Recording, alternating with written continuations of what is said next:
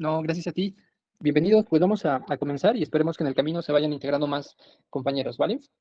Eh, Voy a utilizar esta presentación para hacer nuevamente una introducción sobre el tema que vamos a estar estudiando en diversas pláticas, porque es un tema bastante extenso, es un tema del cual solo vamos a hablar aspectos generales, ya que la parte pues más profunda, más esotérica de la misma cábala es un conocimiento que debe de ir surgiendo en nosotros a través del trabajo interior, a través de la muerte psicológica, ¿no?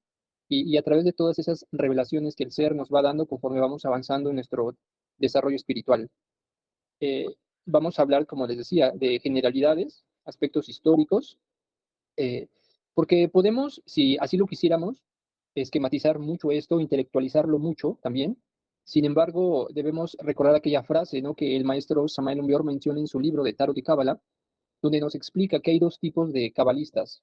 El cabalista intelectual, aquel que pues intenta de forma mental eh, explicar todo, ¿no? O sea, esquematizar todo, explicarlo todo, que podemos llegar a pensar que por el hecho de haberlo ya entendido de forma mental, creer que por eso ya hemos comprendido, ¿no? Lo que es el conocimiento cabalístico, el conocimiento hermético. Y por otra parte tenemos el cabalista intuitivo, que es aquel que la comprensión o el conocimiento va surgiendo a través de esas vivencias íntimas del corazón, de esas vivencias de nuestro propio ser. Entonces, la idea es invitarlos a que todos los que escuchen, estén ahora escuchando, o los que en un futuro vayan a escuchar esta plática, que nos convirtamos en eso, en cabalistas intuitivos. El desarrollo de la intuición se va a ir dando de forma gradual, de manera natural, siempre y cuando pongamos de nuestra parte un trabajo espiritual, un trabajo esotérico. Entonces, haciendo esta aclaración, pues bueno, vamos a entrar eh, en este tema, ¿vale? Vamos a hacer un recorrido, sobre todo del pueblo hebreo, para que podamos tener un contexto de qué significa la cábala a nivel general, ¿no? Y después irlo puntualizando en lo que es la cábala gnóstica, cómo es que nos ha llegado a nuestros días por las enseñanzas del maestro Samuel Umbior, la cábala, cómo es que la entendemos, cómo la vivimos, cómo la practicamos, ¿vale? Entonces, esta plática pues será más como un recorrido por la historia y al final pues daremos este, algunos matices, algunas puntualizaciones sobre algunos tipos de cábala, o sea, aspectos específicos que conforman en sí la cábala, ¿vale? Bueno, por eso vamos a titular este tema como principios de la cábala gnóstica, ¿vale? Eh, el maestro Samuel Umbeor en su libro de Tarot y Cábala comienza diciéndonos que la cábala, su origen se pierde en la noche de los siglos. Esto nos da a entender que la cábala, este conocimiento, es un conocimiento antiquísimo, un conocimiento antediluviano, es decir, que se originó en aquellas razas o humanidades que existieron antes del diluvio universal. Nos referimos, obviamente, a la raza Atlante, e incluso viendo más hacia atrás podemos decir que se encuentra en los orígenes de la raza Lemur, el conocimiento cabalista, puesto que es un conocimiento que en esencia nos va a servir para religarnos. La cábala son conocimientos esotéricos, conocimientos herméticos que van a mostrar a la esencia, a nuestra conciencia, eh, el origen, ¿sí? El origen de su vida, de su existencia, de su energía, el motivo de la caída, la maldición, podemos decirlo así, en la que nos encontramos, que es el ego, y también lo que tenemos que hacer para poder regresar, retornar a nuestro punto primordial, a nuestro punto de origen. Por eso podemos decir entonces que la cábala se origina en aquellas primeras humanidades lemures que cayeron, porque antes de ahí, esa reincorporación, ese retorno o religare de aquellos cíclopes lemures, antes de la caída, pues no era necesario, porque de alguna forma había un vínculo permanente entre la conciencia y el ser. Sin embargo, cuando se produce la caída angélica, ese vínculo se rompe, nos desligamos de esas partes divinas y entonces se hace necesario que alguien nos enseñe, que nos diga cómo volver nuevamente a ese estado espiritual, ¿vale? Es ahí, podemos decir, cuando surge la cábala, ¿no? Entonces, el maestro acertadamente dice, ¿no?, que es un conocimiento, pues, antiquísimo, un conocimiento que se pierde en la noche de los siglos, puesto que la Lemuria Si bien las tradiciones esotéricas nos dicen que existió hace más de 18 millones de años, pues es imposible encontrar rastros, ¿no? Que nos permitan certificar pues esto que el maestro afirma y otros grandes maestros, ¿no?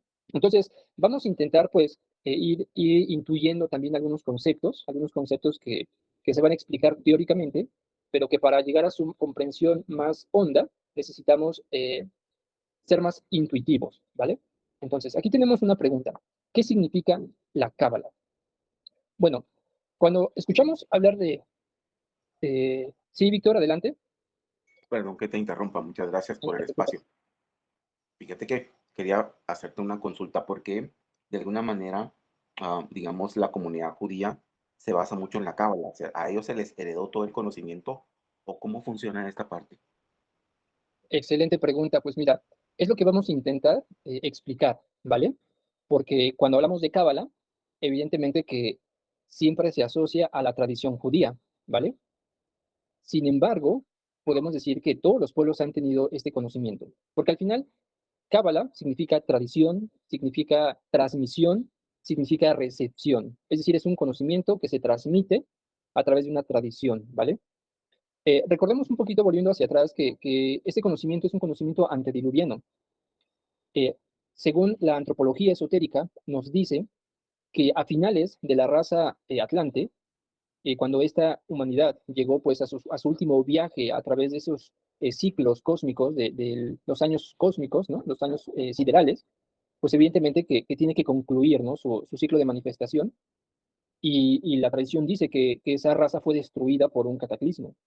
Sin embargo, algunos grupos de individuos, de gentes, eh, salieron de ahí, ¿no? O sea, tuvieron que emigrar o buscar otros lugares, lo que se conoce como el pueblo selecto, ¿no? Entonces, esta tradición, este mito lo encontramos, o este hecho, mejor dicho, histórico, lo encontramos representado en diferentes mitos de la antigüedad, ¿no? Y de diferentes tradiciones y culturas. Obviamente que esos sobrevivientes que emigraron y que poblaron posteriormente la tierra después del diluvio universal tenían el conocimiento cabalístico. Hablamos de los sobrevivientes como los mayas, por ejemplo, los que se ubicaron en el Tíbet, lo que hoy conocemos como el Tíbet, ¿no? Este, en este caso, los judíos, que obviamente no existían como tal los judíos, ¿no? Pero podemos decir o sea, todos tienen ese conocimiento, ¿no? Porque aquí en el antiguo México, lo que fueron los incas, por ejemplo, toda la parte de Centroamérica, de Sudamérica, los pueblos originarios, que se desconoce que, entre comillas, ¿no? ¿Cuál es su origen? Porque antes de que llegaran los españoles ya existían poblaciones, ciudades, ya existía conocimiento, ya existía una riqueza esotérica maravillosa en todos esos pueblos. Obviamente que esas enseñanzas es el legado o la herencia de la Atlántida, ¿no? Sin embargo, con la llegada de los españoles, muchas de esas tradiciones se fueron perdiendo. Esos conocimientos pues se fueron convirtiendo en herejes o se catalogaron de herejes, se perdieron. Sin embargo, con el pueblo judío no sucedió lo mismo, que a pesar, vamos a ir viendo, de todas esas dificultades que tuvo a lo largo de la historia, se mantuvo con firmeza y esa enseñanza logró, digamos, penetrar en lo hondo de ese pueblo que los ayudó a subsistir, podemos decirlo así, hasta nuestros días. Por eso la cábala, como decimos, se asocia al pueblo judío, ¿no? Y se cree que es de ellos. Podemos decir que ellos fueron los que la conservaron, ¿sí? Que lograron conservar ese conocimiento desde hace miles de años hasta nuestros días, cosa que no pasó con los pueblos antiguos, pues debido a las conquistas, a las guerras, a las invasiones y a esas conquistas también espirituales, o mejor dicho, religiosas, ¿no? Entonces, por eso sucede eso, ¿no? Que decimos cábala, los judíos, los hebreos. Pero al final vamos a darnos cuenta que es un conocimiento universal, es un conocimiento, eh, un patrimonio espiritual de la humanidad. Y que justamente el maestro Samael Umbeo, también la maestra Blavatsky y otros grandes maestros del siglo XIX lograron sacar del contexto judío la cábala para hacerlo universal, ¿no? Entonces, de eso es lo que vamos a ir hablando también, ¿no? No sé si quedó resuelta tu inquietud, Víctor. Sí, me aclaraste bastante porque ese tema de conocimiento universal, ahí está la respuesta. Porque yo le pregunté a alguien acá en Guatemala, de, del- digamos, quiénes eran los más fuertes en Cábala, y él me mencionó que eran los judíos, porque inclusive estuve en un curso muy bonito donde hablaban sobre el árbol generacional, pero lo trabajan de una forma bien interesante. Entonces, de ahí me surgieron las dudas y él me dijo, sí, ellos son los maestros en esto, pero ahora tú sí estás diciendo que esto fue un regalo y que tal vez ellos fueron los que han estado como que dándole más auge, ¿no? Podría ser, y que los demás vienen de a poco, ¿no? Pero ellos lo tomaron como una bandera bien fuerte, de la cual pues se impulsan porque, digamos, digamos, los rabinos, hay un rabino que habla español y que promueve, que es un youtuber, y la Sí, sí. verdad, muy, muy bonitos programas y cuestiones que ellos publican, pero la verdad, ahí me guiaste bastante, inclusive se me vino ahorita a la mente como hay línea de estos famosos Amish también, ¿no? Ujú. Que son líneas distintas, pero al final son humanos, ¿no? Ellos no son nada perfectos, ellos están, solo se ponen un traje y es como que no sé, como que un tacuche, ¿no? Pero son muy extraños, la verdad. Entonces, pues ahí dejo el mensaje, muchas gracias. Sí, no, interesante esto porque evidentemente que dentro del el pueblo judío o dentro del conocimiento judío, pues hay una multiplicidad de interpretaciones del conocimiento, ¿no? De alguna forma todas son válidas, ¿no? Unas más extremistas, están los judíos ortodoxos, por ejemplo, los fanáticos, o sea, hay de todo, ¿no? Como en todos los grupos espirituales, como en los grupos gnósticos, en los grupos esotéricos, o sea, habemos de todo, ¿no? Gente muy ortodoxa que sigue al pie de la letra lo que dice pues, la escritura, ¿no? La interpreta de forma literal, alguien que hace modificaciones y tergiversa toda la enseñanza para su propio beneficio, los radicales, o sea, hay de todo, ¿no? La idea es que nosotros, pues, logremos entrar en un punto medio, ¿no? Ya sea en todos los aspectos de nuestra vida, estar en un punto de equilibrio, ¿no? Eso sería lo ideal. Entonces, eh, vamos a darnos cuenta también que la cábala, como la conocemos hoy en día, el árbol sefirótico y todos estos esquemas relacionados con la alquimia, con la magia, es muy reciente. ¿En qué sentido lo digo? En el sentido de que hace apenas unos 6 o 7 siglos aproximadamente es que se da ese tipo de cábala como la conocemos hoy en día, porque anteriormente, siglos anteriores, era el conocimiento judío, o sea, es diferente. Vamos a ver cómo se mezcla entonces la cábala, la alquimia, la magia y todos esos aspectos, ¿vale? Entonces, retomando un poquito con esta presentación, nos dice, la cábala, ¿qué significa? Bueno, la cábala significa, dice la palabra cábala viene del hebreo kabbalah y quiere decir recibir. Tiene otras acepciones como transmisión, este, recibir, transferir, ¿no? Y otras que de momento se me escapan, pero que también son interesantes tenerlas en cuenta. Y dice, y se refiere a la tradición oral que recibió Moisés de Dios en oposición del Torah, la que es la tradición escrita. Es la interpretación mística y esotérica del Antiguo Testamento. Bueno, podemos entonces puntualizar que la Cábala es el conocimiento esotérico del pueblo judío, ¿vale? Es como hablar del esoterismo cristiano.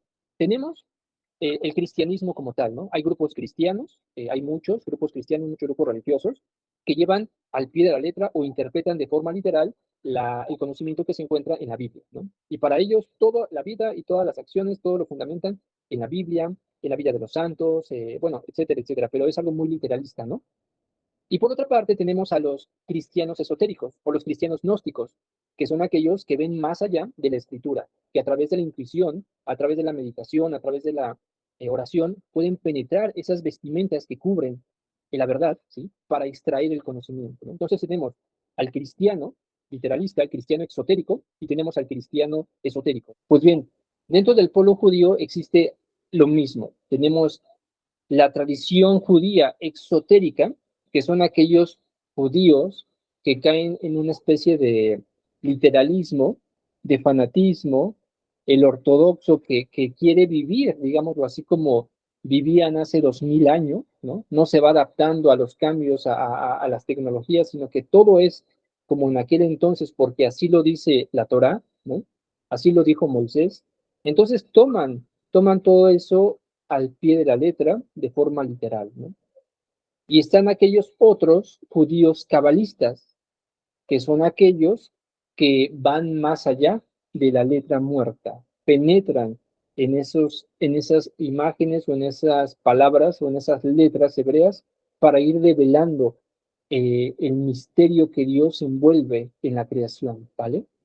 Entonces, eso vendría siendo la cabra, el conocimiento esotérico de el pueblo judío. Pero al final, como decimos, ese conocimiento esotérico pertenece a la tradición universal, a la tradición unánime, a aquellas que vinculan a todas las tradiciones o corrientes espirituales. Por eso el maestro Samuel Umbur decía, ¿no?, que todas las religiones, o sea, las auténticas religiones, son perlas engarzadas en el hilo de oro de la divinidad. Ese hilo que conecta a todas las religiones es la gnosis, es la cábala, es la yoga, es decir, es el conocimiento universal. Para nosotros, ese conocimiento universal, ¿no?, le llamamos gnosis. Para los judíos le llaman cábala. Para los hindúes le llaman yoga, ¿no? Y así. Pero es lo mismo. Al final podemos a veces perdernos en palabras, en conceptos y en afirmar que solo la gnosis es el universal. Y es así. Pero esa palabra gnosis en otros lugares se interpreta o tiene una palabra semejante, ¿sí?, que quiere decir exactamente lo mismo. ¿Vale? Entonces, aquí encontramos que decíamos que la cábala tiene un origen antiquísimo, pero vamos a ver por qué este, se asocia más la cábala al pueblo judío, ¿no? Entonces vamos a hacer un recorrido brevemente a través de la historia, a través de los siglos, para poder entender el contexto histórico y poderoso que tiene este conocimiento, ¿vale? Pues bien, para poder entender todo esto es necesario recurrir a fuentes de investigación, y en este caso el único o la única fuente que tenemos es la Biblia, ¿no? No existe algo más, es decir, no hay como tal una fuente arqueológica, no hay otros libros que nos hablen del origen del pueblo hebreo. El único es la Biblia, ¿no? Entonces, la Biblia, a pesar de que tiene conocimientos míticos, simbólicos, también rescata la historia del pueblo judío. Y bueno, entonces, estudiando un poquito la Biblia, encontramos que se dice, ¿no?, que el primer patriarca fue Abraham. Abraham era un personaje, digamos, de la mítica ciudad de Ur, un lugar que pertenecía, si no mal recuerdo, a la antigua Babilonia, ¿no? Estamos hablando aproximadamente de unos 4000 años antes de nuestra era, ¿no? Entonces, él, obviamente que hace 4000 años, pues ya existían ciudades, ya existían eh, cosmovisiones, ya existían conocimiento, y por aquel entonces, pues la visión que se tenía del cosmos, del universo y de Dios era un aspecto más bien politeísta, es decir, que había una adoración, un culto a diferentes divinidades, ¿no? Pues bien, cuenta la tradición, cuenta la Biblia que un día Abraham, eh, tiene un contacto con Dios, con el único y Dios verdadero, con Yahvé o Jehová, ¿no?, como normalmente se conoce, con Jehová. Entonces, Abraham hace un pacto con Jehová, donde Jehová le promete a Abraham y a toda su descendencia, ¿no?, llevarlos a un lugar, a una tierra prometida, donde él y toda su descendencia podrá vivir en paz y podrá tener una vida larga y digna, ¿no? Porque en aquel entonces, pues eran poblados, eran gente que emigraba constantemente buscando siempre, pues, las mejores condiciones para vivir, ¿no? Eran pueblos nómadas que viajaban o recorrían largas caravanas, ¿no? Sí, kilómetros, y se establecían en algunos lugares del desierto. Entonces, para Abraham, pues cuando hace ese sello, ese pacto con Jehová Dios, le dice: yo te voy a dar una tierra fértil para que puedas habitar tú y toda tu descendencia, ¿no? A cambio de esto, pues debes de renunciar a todas esas dioses politeístas y aceptar lo que es al único y verdadero Dios, ¿no? Entonces, es a partir de ahí que se cuenta, ¿no?, que surge la primera religión monoteísta, ¿no? Abraham acepta, junta, digamos, un pequeño grupo de personas y emprenden ese viaje, guiados por Jehová, hacia aquel lugar de la tierra prometida, que es lo que se conocía antiguamente como Canaán. Hoy en día son los territorios de Palestina y Israel. que como saben, son dos países que han estado en constante luchas durante varios años, ¿no? Cientos de años han estado peleándose los unos con los otros y cuando en realidad tienen un origen común, ¿no? Pues bien, Abraham tiene un hijo. Abraham se convierte entonces en el primer patriarca. Patriarca es como el líder del pueblo, el líder de la familia, el líder político y religioso, el que juzga, el que emite la ley, el que es reconocido o tiene el vínculo directo con Dios, ¿no? Entonces, ahí es la época de los patriarcas. Entonces tenemos el primer patriarca que es Abraham. Abraham tiene un hijo que es Isaac. Isaac tiene posteriormente otro hijo, ¿no? Que se llama Jacob. Esta es la época, digamos, de los patriarcas, ¿no? Abraham, Isaac, Jacob. Y aquí resulta que Jacob tiene un total de 12 hijos. A Jacob también muchas veces se le llama como Israel, ¿no? Se dice que también es su nombre, Israel. Entonces Jacob o Israel tiene 12 hijos, que según son, o que se dice la tradición que son las 12 tribus de Israel, ¿no? Pues bien, de esos 12 hijos hay uno que sobresale, que es José o Joseph, que él tiene la capacidad pues de tener experiencias oníricas, de, de tener sueños que con el paso de los días o del tiempo se cumplen. Entonces, hay como una simpatía entre Jacob y Joseph, ¿no? Y esa simpatía entre padre e hijo, más que los demás hermanos, pues entonces empieza a generar cierto celo, cierta envidia de los otros hermanos respecto a José, ¿no? Entonces un día José tiene un sueño, tiene una experiencia donde él ve cómo sus hermanos, sus 11 hermanos, lo alaban a él, o sea, le rinden como especie de tributo o de culto a él, y él va y se lo platica a sus hermanos y a su papá.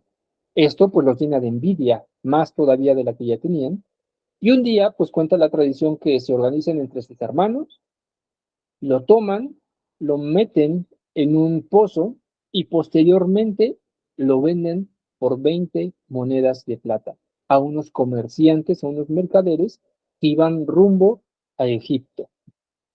Entonces José es vendido por 20 monedas de plata, algunos dicen que 30. Bueno, aquí lo interesante es esa similitud, ¿no? Con Jesús, que es vendido por Judas, por 30 monedas de plata, ¿no? Es un mito, es algo que muchas veces se va repitiendo.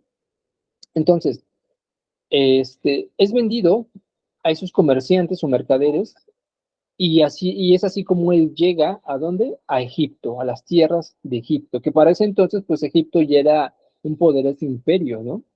Era la época de los faraones.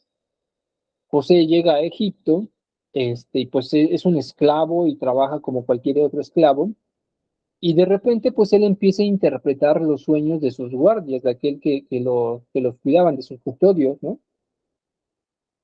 Se empieza a crear una fama como un buen oniromante o un buen interpretador de sueños. Y esa fama llega un día a oídos del faraón, porque él tenía un sueño que lo inquietaba muchísimo, un sueño donde él miraba, ¿no? Las famosas 7 vacas bonitas, bellas, gordas, que son devoradas por otras 7 vacas flacas, ¿no?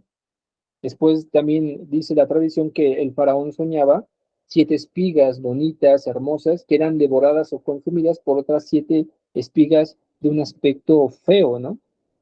Ese sueño le inquietaba mucho y ninguno de sus intérpretes de sueños le podía dar una solución adecuada. Hasta que un día, por escuchar, ¿no? que José era un buen interpretador de sueños, lo manda a llamar y José interpreta el sueño del faraón y convence con su interpretación al faraón. Como consecuencia de eso, pues el faraón convierte a, a José en el virrey y hace que se encargue justamente pues de todo eso que él decía, ¿no? Es decir, que vendrían 7 años de mucha abundancia, de mucha prosperidad en todos los aspectos, pero y posteriormente vendrían otros 7 años de hambruna, de sequía y de miseria. Entonces tenían que prepararse para que cuando llegaran esos 7 años de hambruna, el pueblo egipcio saliera pues adelante, ¿no? Y así sucedió.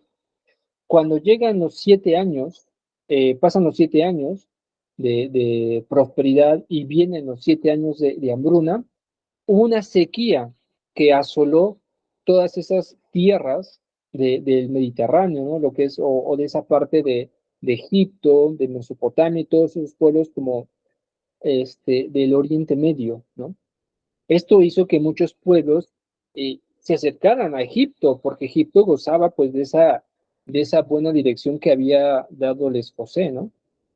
Y eso hizo también que Jacob y sus 11 hermanos fueran ¿a dónde? A Egipto, pues, a comprar trigo, comprar para comer, porque ellos también estaban, pues, viviendo o sufriendo esa sequía, esa hambruna, ¿no? Que había traído la sequía. Pues bien, cuando llegan a Egipto, pues José los reconoce, ¿no? Y los recibe a su padre y a sus hermanos, y el faraón que protegía, digámoslo así, a José, pues también ve con buenos ojos eso, y entonces los hebreos, pues, empiezan a emigrar para Egipto. Y ahí permanecen por algunos años, ¿no? Algunos años, ahí muere Jacob, ¿sí? Y todo parece que va bien. Sin embargo, cuando el faraón que protegía a Jacob muere, el que le sucede, pues no ve con buenos ojos esta circunstancia y cree que los judíos son una amenaza para él. Entonces lo que hace es que los esclaviza. Y cuenta la tradición que esa esclavitud pues dura alrededor de 200 a 400 años hasta que surge un nuevo Mesías, que es lo que conocemos como Moisés, ¿no? Moisés es el que libera al pueblo judío, al pueblo, en ese entonces podemos decir el pueblo hebreo, ¿sí? El pueblo hebreo lo libera de la esclavitud este, egipcia. Y esto pues ya lo sabemos, ¿no? Hay mucha literatura, hay incluso hasta películas donde se habla del éxodo que vive el pueblo hebreo. Moisés libera a los hebreos y estos vagan o tienen que deambular o vagar por el desierto alrededor de 40 años, ¿no? Y es ahí donde Moisés, sube al monte del Sinaí y recibe las tablas o recibe las enseñanzas, recibe el conocimiento, ¿no? Por eso decíamos que es ahí, a partir de ese momento, aquí vemos esta imagen, cómo se representa, ¿no? Que Moisés recibe las tablas de la ley. Entonces, algunos, como les digo, asumen que es ahí, ¿no? Donde surge la cábala, la recepción, la transmisión de un conocimiento divino, ¿no? Entonces, cuando Moisés recibe ese conocimiento, baja del monte y ve que su pueblo está adorando a un becerro de oro, se dice que ese conocimiento lo rompe. O sea, esas tablas las rompe, las destruye, y posteriormente vuelve a subir y cuando baja les entrega ¿qué? Las tablas de la ley. Continúan pasando por el desierto para regresar a la antigua Canaán. Eh, Sin embargo, aquí pues ya se cuenta que Moisés no entra a la tierra prometida, ni varios de los hebreos, ¿no? O israelitas, hebreos, judíos o israelitas muchas veces como un sinónimo, no entran, ¿no? Sino pues los descendientes son los que llegan. Ahí voy, mi amor. Entonces, no entran. Y aquí es donde concluye como que esa otra etapa del Éxodo para dar paso a lo que es la época de los reyes. Entonces, cuando llegan nuevamente a la tierra prometida, a la antigua Canaán, pues resulta que ese lugar pues no estaba deshabitado, sino que estaba también habitado por otros pueblos, ya que era una ruta comercial que conectaba a dos ciudades muy importantes. Por un lado tenemos a lo que era África, ¿sí? Voy a ver aquí para que tener a ver si puedo. Vamos a ver.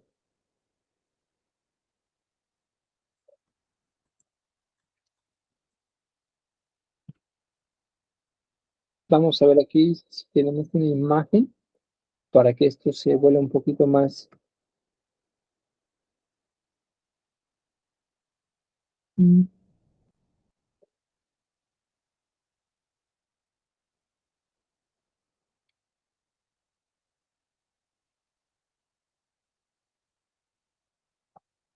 Vamos a ver.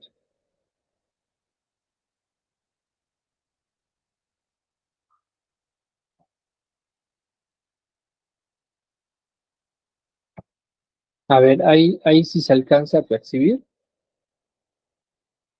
Aquí nos muestra, ¿no? Esa ruta, dice ruta probable del éxodo. Entonces vemos cómo en esta parte donde está el número uno, pues tenemos lo que es la parte de Egipto, ¿no? Donde estaban, este, en, ¿cómo se llama? En cautiverio, esclavizados, y posteriormente, pues toda esta ruta, ¿no? Que tienen que emigrar hacia esta parte de Canaán. Sin embargo, este lugar, por ejemplo, aquí vemos, por ejemplo, el desierto del Sinaí, la península del Sinaí, que son este monte donde se dice que Moisés subió. Entonces, aquí está la parte de Canaán, ¿no? Esta parte de aquí donde está más o menos el número 18, arriba del 12 o abajo del 18. Pues bien, al llegar aquí, resulta, ¿no?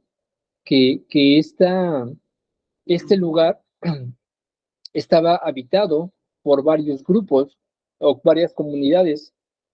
Esta parte era, como decimos, una ruta comercial que conectaba a Egipto, de aquí lo vemos a Egipto, y esta parte ya no se alcanza a ver, que era la parte de Mesopotamia o Babilonia, toda esta parte. Entonces era una ruta comercial muy importante, de la cual pues muchos pueblos, sobre todo los grandes o los fuertes, querían pues adueñarse, ¿no? Y aparte había otros grupos como los filisteos y otros dos que de momento ahorita se me escapa el nombre, ¿no? Pues bien, cuando llegan aquí a este punto, resulta que deciden nombrar al primer rey, que fue Saúl, el primer rey que logra, digamos, organizar a los judíos, ya como establecer como un estado, una nación, un país, y con el poder o sea, con la inteligencia y la fuerza de Saúl el apoyo de los hebreos, pues logran vencer a algunos de los pueblos que habitaban en la zona de Canaán, ¿no? Pero no pudo contra el poderío de los filisteos. Posteriormente en el tiempo, un joven pastor, conocido como David, usando su inteligencia, logra vencer al jefe de los filisteos, el famoso Goliat, un gigante, con una honda y una piedra, vence a los filisteos y entonces, ¿qué sucede? Que se convierte en el rey David. El rey David tiene un hijo que es el rey Salmón, ¿sí? Que lo sucede, y es el que se encarga justamente pues de unir, digamos, o de crear lo que es el templo o construir el templo de Jerusalén, ¿no? Estamos hablando más o menos como unos 400 años antes de Cristo, aproximadamente, que, que se crea el templo o se construye el templo de Jerusalén, ¿no? Que es ahí donde se resguardaba las tablas de la ley, eh, se resguardaba también, sobre todo era ¿cómo se llama? La Santa, las tablas de la ley, ¿no? Sí, el arca de la alianza, ahí se tenía el arca de la alianza y las tablas de la ley, ahí estaban, ahí se encontraban. Entonces, este, resulta que cuando muere el rey Salomón, el pueblo de hebreo pues no encuentra la forma de organizarse, se dividen en dos partes, unos hacia el sur, creando el estado de Judá, y otros hacia el norte, creando lo que es el estado de Jerusalén o Israel, lo que hoy se conoce como Israel, ¿no? Y esta división pues debilitó debilitó a estos pueblos, lo que provocó que con el paso del tiempo, unos fueron invadidos por los babilónicos y otros por el imperio sirio. Entonces, al ser invadidos, resulta que los babilónicos, cuando invaden la ciudad de Jerusalén, destruyen el templo de Jerusalén, ¿no? Comandados por el rey Nabucodonosor. Ahí el pueblo judío otra vez tiene que convertirse en una especie de nómada. Unos viven en la esclavitud en Babilonia, ¿no? Y otros pues tienen que emigrar a otros lugares. Y esto se le conoce como la diáspora. Posteriormente, con el paso de los años, el imperio persa toma mucho poder y derroca a estos imperios y logra de alguna forma liberar al pueblo hebreo y regresan nuevamente a Jerusalén, a la ciudad sagrada, y construyen otra vez el templo de Salomón, es decir, el templo de Jerusalén, sobre las ruinas que quedaron, vuelven a reconstruir el templo. Pues bien, dándose estas circunstancias, parece entonces se empiezan a escribir ya los primeros libros. ¿Por qué? Porque se dan cuenta que la capacidad de retención, de memoria de las personas, conforme va pasando el tiempo, se va perdiendo, ¿no? Y para evitar nuevamente que ese pueblo le sucedan todo ese tipo de circunstancias o catástrofes, pues anotan todo lo que van viviendo para tenerlo presente y no volver a caer en esos mismos errores, ¿no? Entonces se empiezan a crear los primeros libros, ¿no? Se empieza a hacer una recapitulación, por ejemplo, pues de todo lo que decía Moisés, ¿no? Se forma, por ejemplo, la Torá, encontramos lo que es el Éxodo, ahí está el Éxodo, el Génesis, el Éxodo, lo que es Números, Deuteronomios y, si no me recuerdo, Levíticos, ¿no? Son los 5 libros del Antiguo Testamento que se conoce también como el Pentateuco. Pues bien, entonces, eh, conforme van pasando los años, sucede que nuevamente esta parte es invadida por los griegos y posteriormente por los romanos, que ya en la época de Jesús, esa parte está controlada por los romanos. Y más o menos por el año 80 después de Cristo, el emperador Tito, si no mal recuerdo, se llama así, es el que ordena destruir por completo el templo de Jerusalén. Y eso provoca que todos los judíos emigren hacia muchos lados. Unos emigran pasando por el norte de África y se establecen en lo que es la península ibérica. Sí, mi amor. Sí, bebé. Se establecen en la península ibérica y ese grupo de hebreos se va a llamar como los sefaradíes, ¿sí? Y posteriormente, por el siglo más o menos 14, 15, son otra vez expulsados de la península ibérica por el cristianismo, ¿no? Y tienen que ir emigrando hacia otros lugares, hacia otros puntos del mundo. Después de la caída del segundo templo de Salomón, perdón, del templo de Jerusalén, se le conoce como la gran diáspora, la gran dispersión, donde el hebreo pues se ha convertido en una persona errante, vagabunda, que no tiene una patria y que anhela un día regresar a la tierra prometida, ¿no?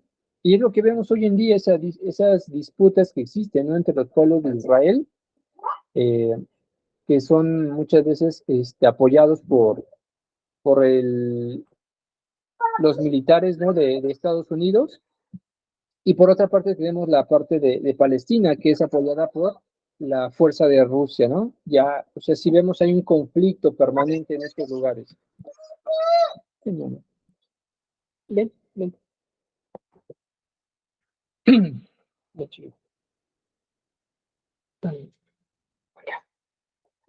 Bien, entonces, resulta que después del primer siglo, alrededor del siglo I de nuestra era. Perdón, Miguel, ¿puedo interrumpirte un paréntesis?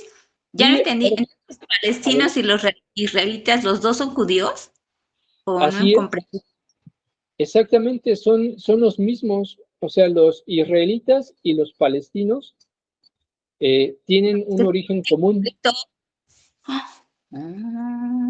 y justamente se pelean por conquistar la ciudad de Jerusalén. O sea que es donde se creó el templo de Jerusalén.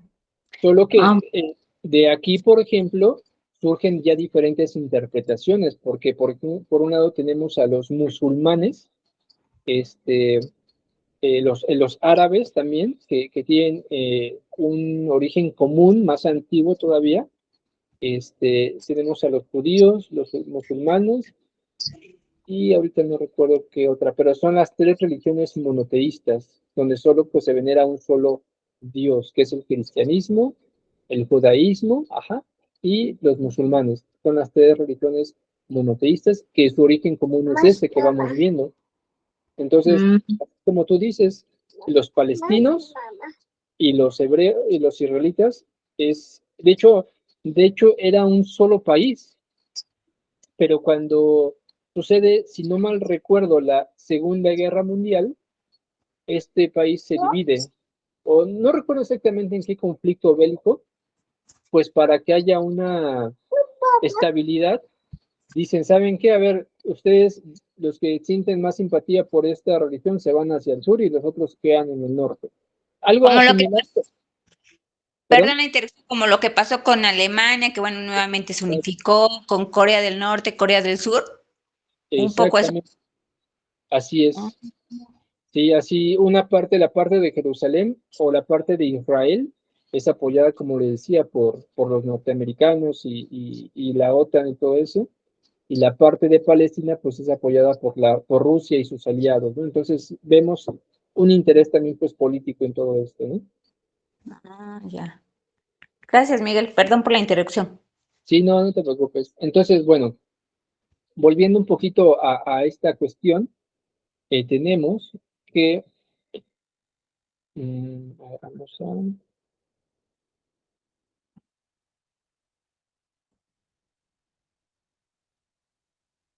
Papá, mira, papá, Sí, mi amor.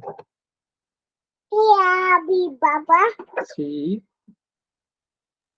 Bueno, entonces volvemos aquí a la presentación. Y resulta que para el siglo I, después de Cristo, se empiezan nuevamente los rabinos, muchos rabinos expertos en la ley y en los conocimientos de Moisés, empiezan a escribir nuevamente, porque se dan cuenta de que muchos conocimientos se están perdiendo. O sea, anteriormente el conocimiento se transmitía. Por ejemplo, estaba la Torah, que es la ley judía, es el conocimiento que recibió Moisés de este. A ti, mi amor, ¿por qué no tienes zapatitos? Ahorita. Ah, ¿de este tú? Sí. Eso no, ¿Este? pues, No, ya dije. Entonces, resulta eh, que el conocimiento se estaba perdiendo, ¿no? Estaba el conocimiento que transmitía de forma oral, ¿sí? De de labios a oídos, y estaba el conocimiento escrito, que eran las tablas de la ley, los 10 mandamientos, ¿no? Que en realidad son como 600 leyes éticas y morales que debe de vivir el que se considere judío, ¿no?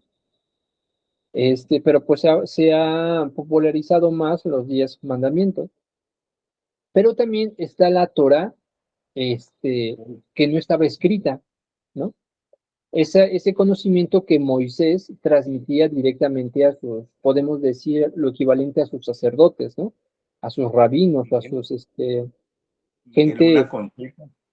sí, sí, Ah, digamos, podríamos tomar que la Torá es un libro de origen el cual podríamos nosotros abocarnos para instruirnos. sí, sí, de hecho, la Torah es parte de lo que es la Tanaj. La Tanaj es la Biblia judía o la Biblia hebrea, para lo que para los cristianos sería el Antiguo Testamento. El Antiguo Testamento es incluye la Torá. La Torá, decíamos, son los 5 primeros libros, que es el Génesis, donde se nos explica la creación del universo y del hombre, la caída, lo que es la expulsión del Edén y la descendencia de Adán y de Eva, todo eso. Luego tenemos el Éxodo, que es pues como Moisés saca o libera al pueblo judío de los egipcios.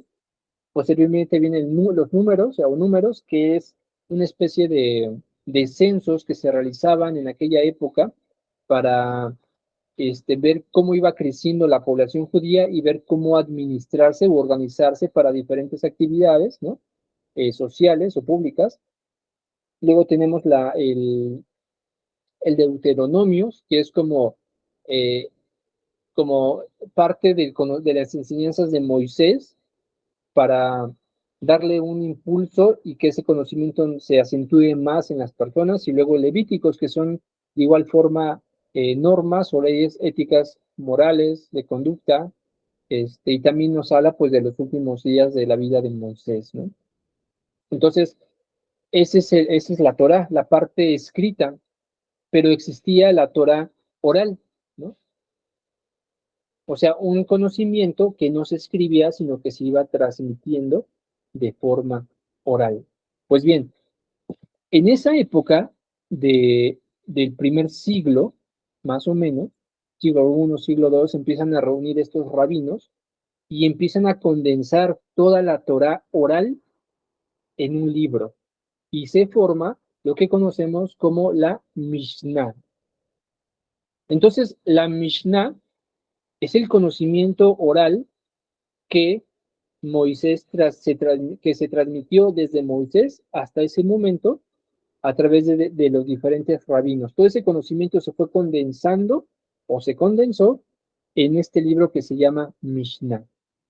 Bien, pero posteriormente, conforme fue pasando el tiempo, como quiera que era un conocimiento, unas enseñanzas pues muy profundas y a veces no era tan asequible a la comunidad, a todos. Entonces, ¿qué sucede? Que empiezan a haber una serie de interpretaciones, develaciones, recomendaciones sobre la Mishnah, ¿no? Y esas recomendaciones, esas develaciones, interpretaciones, o no interpretaciones, sino más bien como una forma de más, ¿cómo se podría llamar?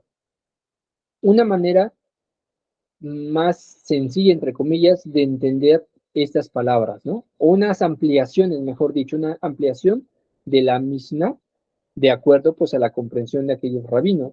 Y eso se condensa en lo que es este libro que se llama Gemara, ¿vale? Gemara. Y por lo regular, siempre este libro, Mishnah y Gemara, van juntos. Y estos dos forman lo que es el Talmud, ¿vale?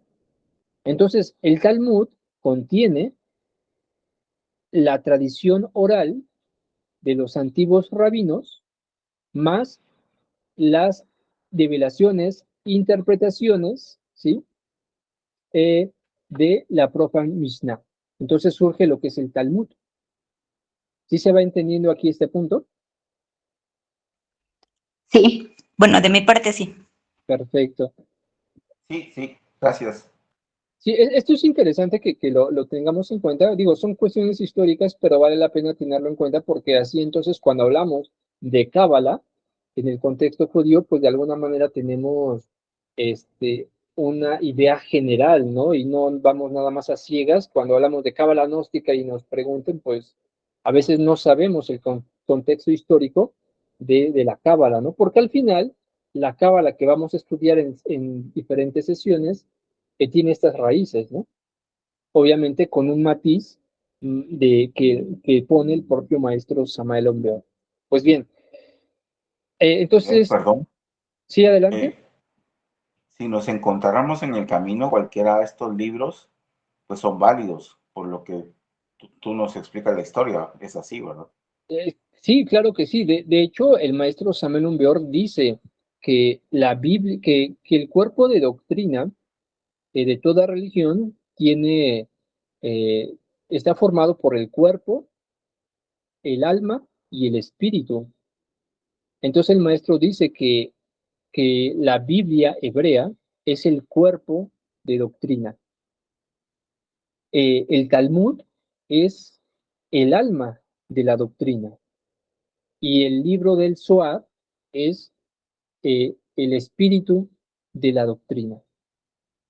Entonces, para poder entender la Biblia hebrea, es necesario estudiar el Talmud y también estudiar el libro del esplendor, es decir, el Zohar. ¿Vale? Entonces, también se dice que ya para el año, más o menos como por el siglo I, siglo II, se escribe este libro, el libro del Zohar. Y este libro se le atribuye al rabí Simeón ben Yochai, pero no es hasta el siglo XIV donde se empieza a popularizar el libro del esplendor. Entonces, el libro del esplendor se empieza a popularizar más o menos por el siglo XIV, XV, hasta por el XVIII aproximadamente también, por el rabí Moshe de León, ¿no? Algunos dicen que él lo escribió, sin embargo, él afirma que él solamente lo transcribió, pues, del rabí Simeón ben Yochai, ¿no? Bueno, en el libro del esplendor, aquí es donde encontramos en sí los diferentes niveles de energía, ya como lo vamos conociendo, este, de los distintos, del árbol sefirótico, ¿no?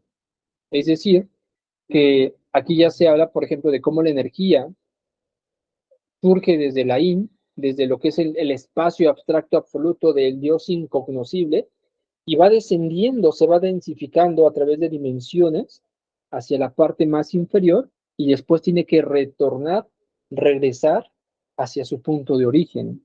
Es decir, se tienen que ir desarrollando esos esplendores, esas facultades, esos cuerpos que perdimos en el momento de la caída para retornar nuevamente a nuestro origen espiritual. Entonces, el libro del Zohar es un libro bastante interesante, muy importante, ¿sí? Y es en esa época y en ese contexto más o menos del siglo XVIII, en donde, si se dan cuenta, el pueblo hebreo ha tenido influencias desde su historia, pues desde la antigua Asiria, Babilonia, griega, romana, egipcia. Pues bien, de alguna forma, a lo largo de la historia fueron como que tomando algunos elementos de esas culturas, de esas religiones, e incorporándolas o adaptándolas a su enseñanza, a su conocimiento, ¿no? Por ejemplo, Moisés, sabemos que fue educado en los principios o en la religión egipcia y conocía el esoterismo egipcio, la magia egipcia, la magia caldea, ¿no?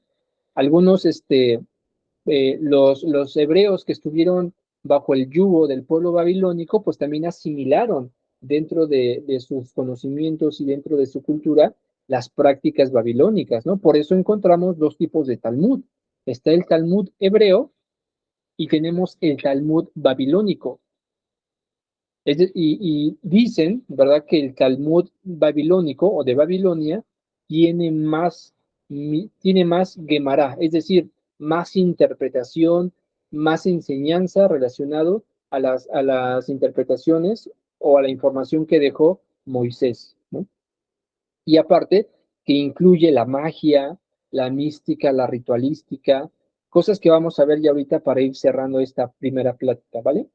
Entonces, ya para ir finalizando esta parte de la historia, porque ha sido muy resumido, porque esto es resumir 6.000 o más años en tan poco tiempo, pues bueno, a veces no es tan sencillo. Ya por el siglo XVIII, en lo que es como subimos que los judíos, los hebreos, se esparcieron por varias partes del mundo. Unos se fueron para Alemania, otros para Polonia, o lo que es Ucrania, otros se quedaron en la península ibérica. Entonces resulta que para ese entonces, por ejemplo, en la península ibérica, hay una este, unión de varias culturas, los árabes, los cristianos, los hebreos, y sobre todo aquellos que entendían que la tradición es unánime, que es universal, empezaron a compartir sus enseñanzas, ¿no? Entonces algunos sacerdotes católicos conocían la cábala hebrea, pero eran sacerdotes católicos, ¿no? Por ejemplo, Elifas Levi fue un sacerdote católico, cristiano, lo que fue también, por ejemplo, Rudolf Steiner, también era un sacerdote de la iglesia anglicana, ¿no? O sea, había un vínculo entre esas corrientes de conocimiento espiritual, los judíos, los musulmanes. Los musulmanes aportaron la alquimia, ¿sí? A este conocimiento, y se hace una especie de, no de sincretismo, sino más bien una especie de amalgama en un sentido poderoso de estas corrientes, y se empieza se toma en esa época, entonces ya se habla de una cábala como un conocimiento esotérico, mágico, alquimista, astrológico, ¿sí? Y toma un enfoque entre los grupos esotéricos de aquel entonces diferente, ¿no? Entonces la cábala ya no es como tal propia del pueblo judío, sino que en él ya encontramos influencias, por ejemplo, de Platón o de los platónicos, ¿no? Ese árbol cabalístico que nosotros vemos, muy conocido el árbol de la vida o el árbol cabalístico, tiene un precedente que es un árbol de los antiguos platónicos, que es justamente una especie de, muy semejante, donde se va explicando cómo la energía de Dios, del agnostos teos, como decían los griegos, va descendiendo a través de múltiples esferas o mundos, se va condensando hasta llegar a la parte más densa, que es el mundo físico, ¿no? Entonces, los hebreos encontraron en esas ideas platónicas mucho complemento con el cual resonaron y fueron adaptando a esa nueva cábala esotérica del siglo, digamos, 14, 15, 16, 18 más o menos, y eso empezó a fructificar entre los grupos esotéricos de aquel entonces, como la francmasonería, como los rosacruces, como la teosofía, ¿no? Como algunas órdenes que aún, pues que ya no existen, como los hermanos de la luz invisible o de la lámpara de la luz invisible. Entonces, todos esos conocimientos empezaron a arraigarse en diferentes órdenes espirituales, órdenes esotéricas, ¿no? Entre la famosa también esta escuela de Thule, ¿no? En Alemania, en la Otto, que fue una escuela iniciática, la Ordo Templis Oriente, de la cual, pues lamentablemente con el paso del tiempo se les introdujo un mago negro que considerado como Crowley, Aleister Crowley, ¿no? Pero hubieron muchas organizaciones esotéricas, fue realmente una época de ebullición de grupos esotéricos, ¿no? Y después de que cae o que llega el Renacimiento, ¿sí? De que surge el Renacimiento, la época del esplendor después de salir de la Edad Media, ¿no? Entonces, pues esas ideas nuevas de Platón, de los griegos, empiezan nuevamente a surgir, ¿no? Con un poco más de libertad. Pues bien, es ahí donde surgen personajes como Eliphas Levi, como Madame Blavatsky, como Dion Fortune, como el maestro Krumheller, ¿no?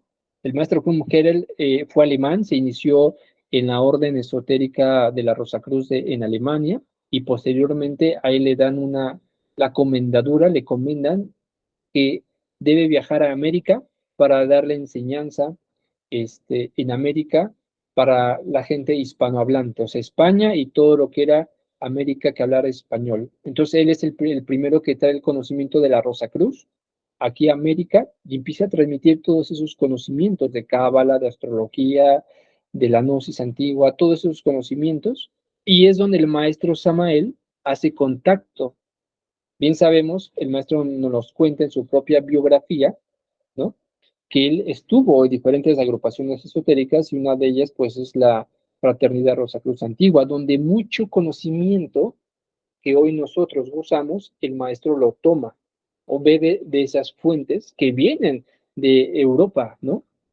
Que es una que a su vez bebieron de todo ese conocimiento esotérico de la tradición judía, de los platónicos, de la teosofía y de otros grupos, ¿no? El maestro entonces se bebe o toma el cuerpo base de la enseñanza gnóstica de estos personajes, como Heller, Blavatsky, Steiner, Franz Hartmann, Sivananda en la cuestión de la yoga, ¿no? Etcétera, etcétera.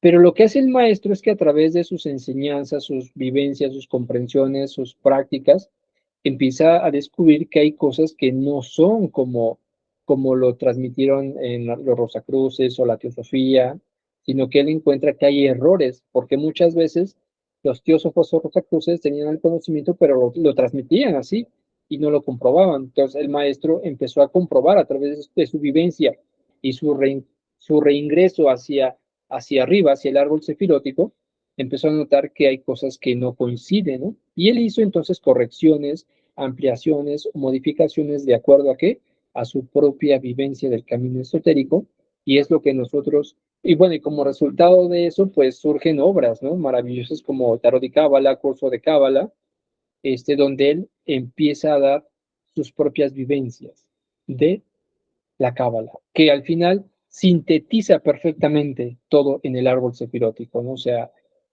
todo el conocimiento cabalista, que podemos tardar años, años en estudiarlo, el maestro lo sintetiza en un libro. Pero muchas veces la síntesis, si no hay una base, un conocimiento previo, es difícil, o al menos para mí, difícil comprender o entender lo que el maestro quiere decir en ese libro, ¿no? Entonces, es así como llega, podemos decir, la cábala gnóstica, la cábala develada por el maestro Samael Aun a nuestros días. Si se dan cuenta, desde Abraham hasta el maestro Samael Aun, ¿no? Tenemos el conocimiento cabalista. Y bueno, ya para ir finalizando, debemos saber que nosotros, en la cábala, pues esto lo vamos a ver después, la antropogénesis. Aquí vemos objetivos de la cábala. Bueno, es explicarnos el origen del hombre y el origen del cosmos.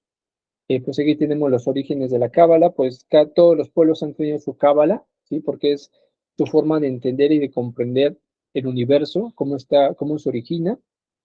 Todos tienen su tradición, porque cábala también significa tradición. Entonces, todos los pueblos tienen su tradición esotérica. Y bueno, aquí lo que queremos llegar es los tipos de cábala que podemos encontrar, ¿no? La cábala en sí tiene muchos elementos bastante importantes. Tenemos, por ejemplo, la cábala en sí, la que nos va a explicar esa cosmovisión, la cosmogénesis, la antropogénesis, la forma de ascender y descender por los diferentes niveles de energía, hasta reincorporarnos con el ser, el Padre. Pero también existen otros tipos de cábala que nos van a ayudar a nosotros para, de alguna forma, apoyarnos en ese trabajo interior, ¿no?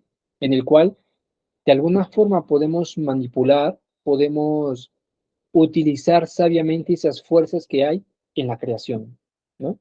Entonces, por ejemplo, tenemos la cábala simbólica. ¿Y qué es esto de la cábala simbólica? Bueno, la cábala simbólica es un conocimiento que recibimos nosotros. Recuerden que la cábala significa recepción, transmisión, ¿sí? Es un conocimiento que recibimos nosotros a través de símbolos. Y muchas veces estos símbolos o esta información simbólica la recibimos a través de los sueños. Cuando nosotros vamos trabajando sobre sí mismos, la conciencia se va haciendo más sensible a esas imágenes, a esos símbolos del mundo astral. Y el Padre, el Ser, nuestra Madre o incluso los maestros nos quieren ayudar. Y para ayudarnos, el lenguaje que utilizan para que esa información llegue a nosotros es un lenguaje simbólico, a través de arquetipos, es decir, formas, imágenes que son comunes en el mundo, ¿sí? Universales, como una cruz, ¿no? Por ejemplo, como una rosa, etcétera, etcétera. Entonces, a través de símbolos nos llega conocimiento a nosotros para nuestra vida interior, ¿vale? ¿Qué hay que hacer? Aprender a interpretarlo. hay que aprender a interpretar esos símbolos, esas imágenes, esos incluso números, sonidos que percibimos en el mundo de los sueños. Y para eso el maestro Samuel Humbert nos dice que hay varias formas, ¿no? En el libro de La doctrina secreta de Anáhuac, ahí él nos da, hay un capítulo que se llama La yoga del sueño, donde da recomendaciones para interpretar los sueños. Entonces nos habla, por ejemplo, de la ley de analogías, ley de los contrarios y ley de correspondencias. A través de estos tres principios podemos nosotros empezar a interpretar nuestros sueños, los símbolos, ¿no? Por ejemplo, si vemos un barco, si vemos el sol que se está ocultando por el horizonte, por el poniente o por el oriente, si vemos el sol y la luna juntos, ¿no? Si vemos que un volcán hace erupción, o si vemos que hay un terremoto, o sea, todo eso en el mundo onírico, en el mundo simbólico, tiene un significado. Y el iniciado, el que está trabajando por despertar, pues debe de tener pues esa capacidad de interpretarlo sabiamente, ¿vale? Es una interpretación que nos podemos apoyar también para ello de la meditación, de la intuición, de la oración, ¿vale? Entonces tenemos por un lado la cábala simbólica, porque esa es una información que viene de dónde, de los mundos internos, de las partes superiores del ser, ¿no? Del mundo de Yesod, del mundo de la mente, del mundo de astral o del mundo del Cristo. Esos mundos de la cábala baja esas informaciones de manera simbólica. Bien, luego tenemos la cábala fonética. El fonético, el fonema nos habla de la palabra, del sonido. Entonces también las palabras siempre tienen un significado. Es por eso que el maestro Samuel Humbeor hace mucha énfasis en utilizar correctamente el verbo, utilizar correctamente el sonido, utilizar correctamente nuestra manera de hablar, de expresarnos, porque el verbo es sagrado, el verbo crea, la palabra da vida. Entonces, cada palabra que decimos genera una, eh, una reacción en el mundo mental de las personas, en el mundo emocional, en el mundo espiritual. Con una palabra podemos matar emocionalmente a una persona, matarlo espiritualmente a una persona, ¿sí? Hay gente que se ha sentido herida mortalmente por su líder religioso, por una mala palabra que no supo transmitir la persona y que la otra tampoco pudo transformar. Y entonces la persona se muere espiritualmente y renuncia a los aspectos espirituales y se convierte en un fanático ateo, ¿no? Entonces, las palabras tienen siempre un significado, un significado. Los nombres que nosotros tenemos tienen un significado. Y el nombre que tenemos es por karma. Es un sello kármico que la ley nos pone. Entonces, tenemos ya en nuestro nombre una vibración, algo que de alguna forma influye en nuestra vida, en nuestros pensamientos, en nuestra forma de ser, ¿no? El nombre que tenemos. Por eso no es aconsejable pues que uno se cambie los nombres, ¿no? Hay gente pues que se cambia el nombre. De hecho, ustedes saben que falsear tu nombre es ilegal, ¿no? Es un acto ilegal por el cual pueden ir a prisión si tú te cambias tu nombre para hacer un trato legal, público o algo que sea serio y tú firmas con otro nombre que no es el tuyo, pues eso es un delito, ¿no? Entonces, los nombres, las palabras siempre tienen un significado. En los mundos internos, a veces se nos dan palabras, se nos dan nombres, sonidos que debemos también aprenderlos a interpretar, ¿vale?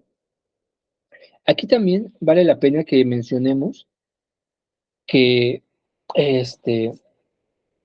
cuando hacemos oraciones, sobre todo las oraciones que conocemos como la oración de los cuatro o el conjuro de los cuatro, el conjuro de los siete, la invocación de Salomón, muchas veces tienen una combinación de letras en español, latinas, griegas y hebreas. Estos lenguajes tienen un poder maravilloso, poderoso.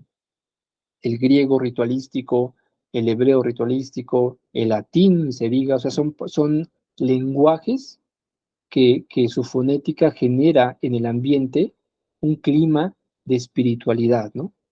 Que hace vibrar el ambiente para generar la magia, para generar un cambio. Entonces, es importante que nosotros, sin fanatizarnos, evidentemente, aprendamos a pronunciar correctamente esas palabras, ya sea en latín, ya sea en griego, ya sea en hebreo. Entonces, yo lo que recomiendo es que busquemos en internet, o ahora ya se puede, ver cómo es la correcta pronunciación de las palabras. Por ejemplo, si vamos a recitar la conjuración de los 4, pues ver qué letras vienen en hebreo o qué palabras son hebreas y cómo se pronuncia, ¿no? Si hay una palabra en griego, a veces se escribe de una forma, pero se pronuncia de otra manera.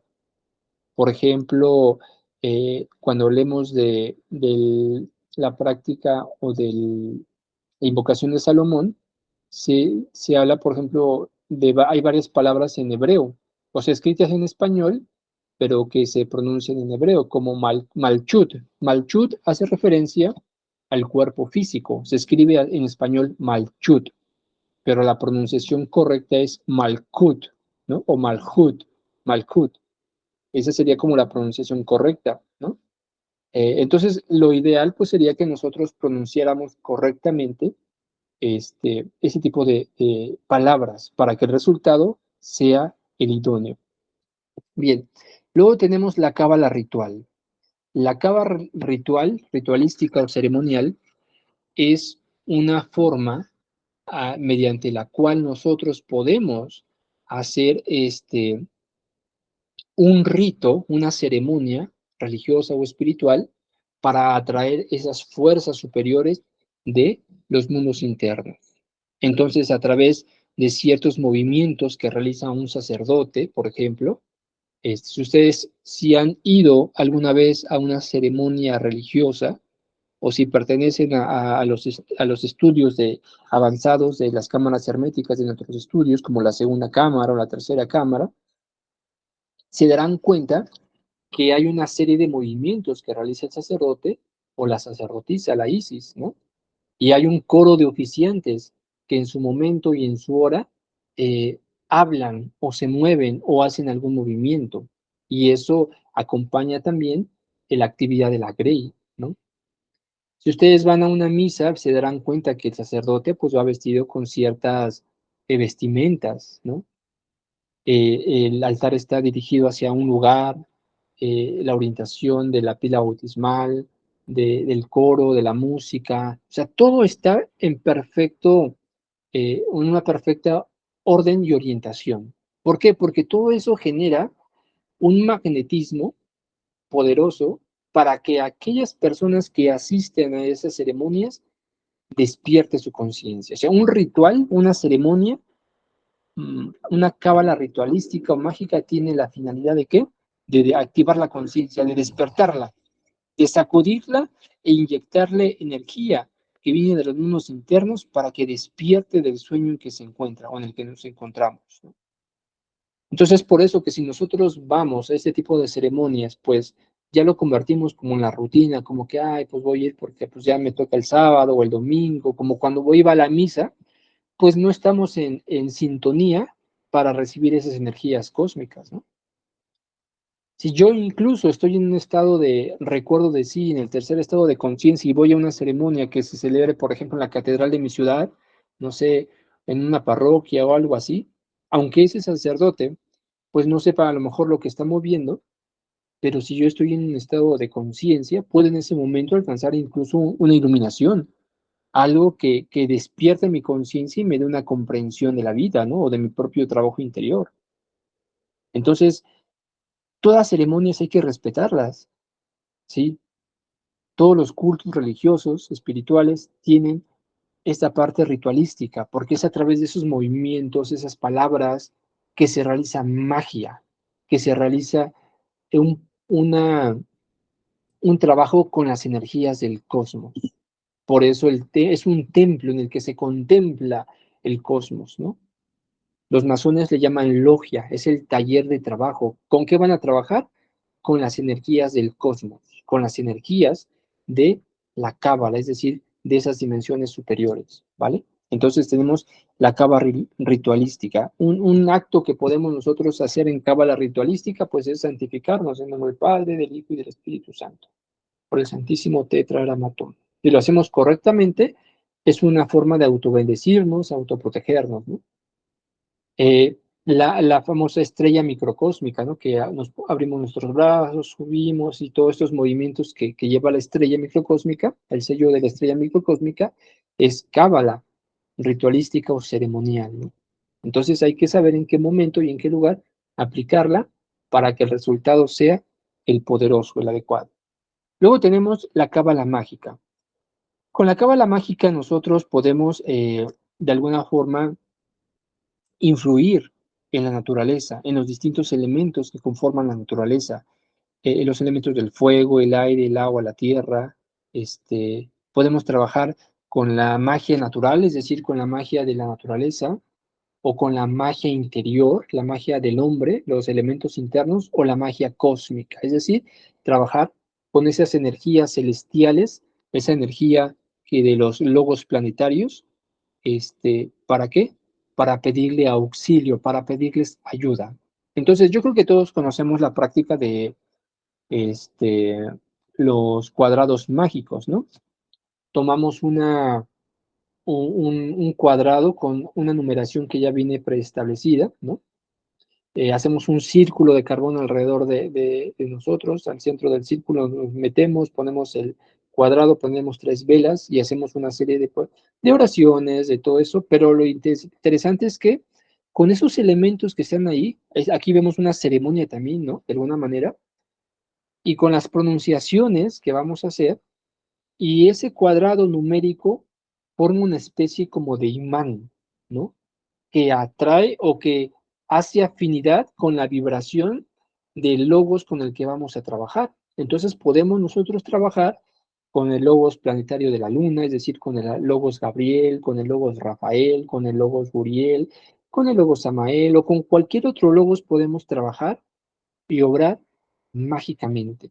Y les diré por experiencia propia que cuando uno trabaja con ellos mágicamente operan y se solucionan las cosas, ¿eh? Hemos tenido algunas experiencias interesantes al trabajar sobre todo con el logos Samael, con el logos Orifiel también, y las experiencias pues o los resultados han sido siempre muy satisfactorios y mágicos en verdad, ¿no? Entonces, la cábala mágica pues ya nos está hablando de esto. Hablamos también, por ejemplo, de los trabajos con las plantas, la elementoterapia, todo eso es trabajar con las diferentes energías que conforman la creación. Bien, y tenemos la cábala numérica. La cábala numérica, pues nos dice que todo en el universo está hecho a través del número. Nada está hecho al azar, todo tiene un número, ¿no?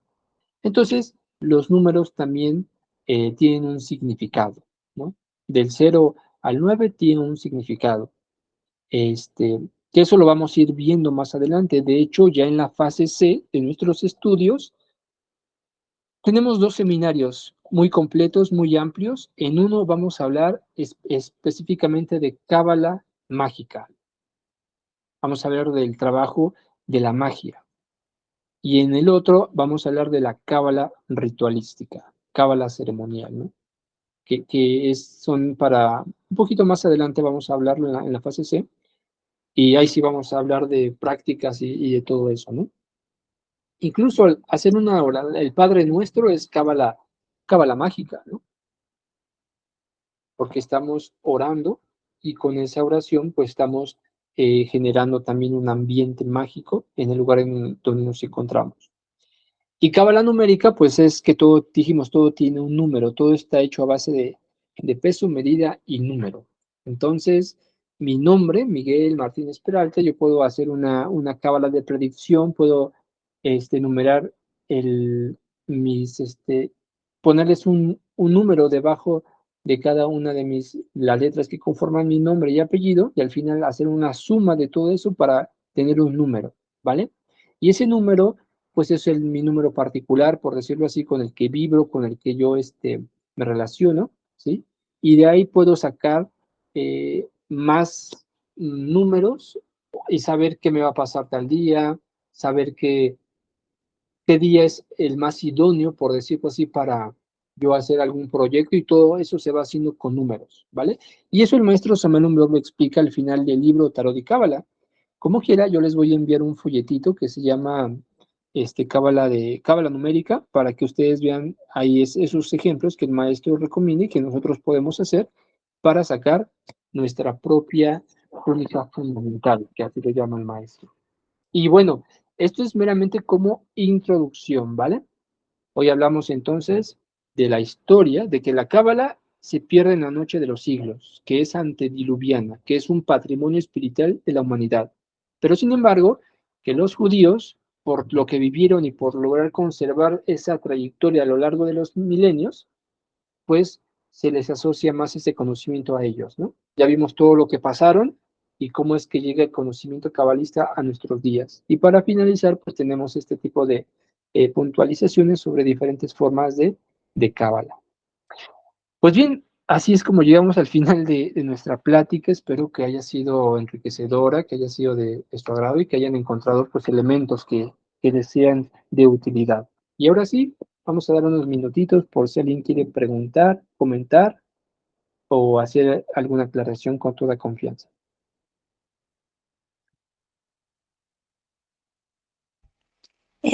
Muchas gracias, Miguel, por toda la información. La verdad es que no sé si la vayas a subir, bueno, si después nos puedas compartir, porque la verdad es que fue tanta información que necesito volver a ver el video, porque sí hay un buen de cosas que todavía no tengo bien claras, y entonces yo espero que ya viendo el video nuevamente me surjan, o sea, es que tengo como mil dudas ahorita, pero ya como que lo vaya procesando con más calma y detenimiento y también haciendo como meditación. Gracias.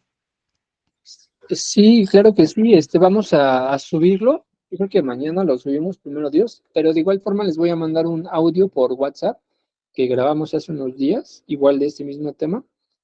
Este, pero este video también lo vamos a subir a YouTube, este, para que quien quiera repasarlo, pues bueno, ahí va a estar disponible, ¿vale?